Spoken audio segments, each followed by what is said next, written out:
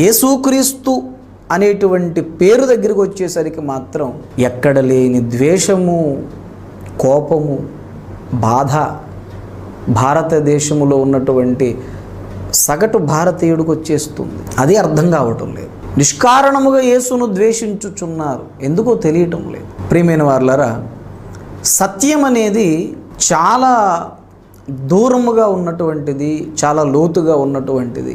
దానిని అందుకోవటానికి ఆ సత్యముననేది ఎక్కడైతే ఉందో దాన్ని వెతికి పట్టుకొని దాన్ని తీసుకోవడానికి ప్రతి భారతీయుడు గనక ఈ దినాన మనస్సు పెడితే, ఆలోచిస్తే, ప్రయత్నిస్తే దూరముగా ఉన్న సత్యము వెదికే వారికి సొంతమైపోతుంది. వెదకుడి మీకు దొరుకును అన్నారు ప్రభు. గనుక సత్యమును వెదికే వాళ్ళు తక్కువండి.